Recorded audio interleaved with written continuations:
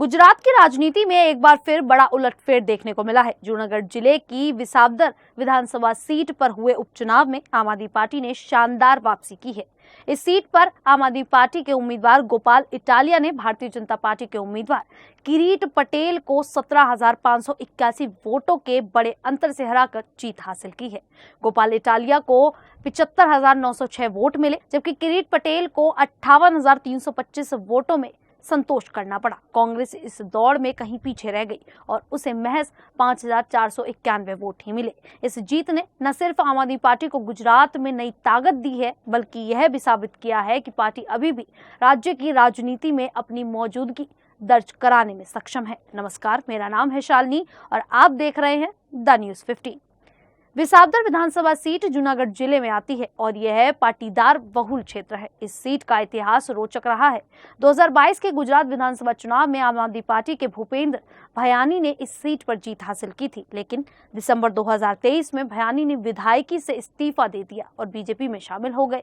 उनके इस कदम के बाद यह सीट खाली हो गई थी, जिसके कारण उपचुनाव कराना पड़ा। आम आदमी पार्टी के लिए यह सीट बचाना न सिर्फ रणनीतिक रूप से जरूरी था, बल्कि यह पार्टी की प्रतिष्ठा का भी सवाल था, खासकर दिल्ली विधानसभा चुनाव में मिली हार के बाद। उपचुनाव 19 जून 2025 को हुआ, जिसमें 56.89% मतदान दर्ज किया गया। इस उपचुनाव में कुल 16 उम्मीदवार मैदान में थे, लेकिन मुख्य मुकाबला आम आदमी पार्टी के गोपाल इटालिया, बीजेपी के किरीट पटेल और कांग्रेस के नितिन रडपरिया के बीच था। मतगणना 23 जून 2025 को हुई, जिसमें 21 राउंड तक कांटे की टक्कर देखने को मिली। गोपाल इटालिया ने ज्यादातर राउंड में बढ़त बनाए रखी और अंत में शानदार जीत दर्ज की।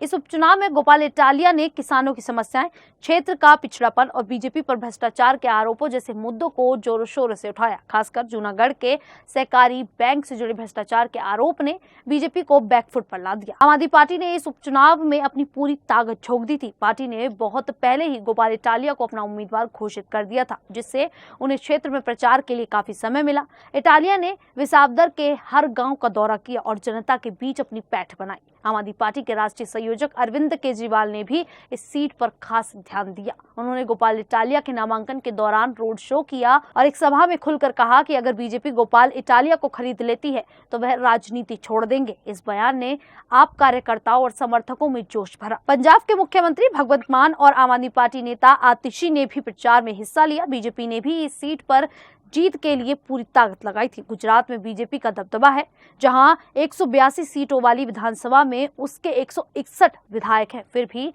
विसावदर सीट पर बीजेपी को 2007 के बाद से जीत नहीं मिली है। इस बार पार्टी ने किरीट पटेल को उम्मीदवार बनाया, जिन्हें स्थानीय नेता जयेश रडदिया का समर्थन प्राप्त था। गुजरात के मुख्यमंत्री भूपेंद्र पटेल, प्रदेश अध्यक्ष CR पटेल और गृह राज्य मंत्री हर्ष संघवी ने भी प्रचार में हिस्सा लिया, लेकिन आपकी मजबूत रणनीति और गोपाल इटालिया की लोकप्रियता के सामने बीजेपी की कोशिशें नाकाम रहीं। विसावदर एक पाटीदार बहुल सीट और इस समुदाय का समर्थन आम आदमी पार्टी के पक्ष में गया। पाटीदार आरक्षण आंदोलन की वजह से इस क्षेत्र में बीजेपी को पहले भी नुकसान उठाना पड़ा था।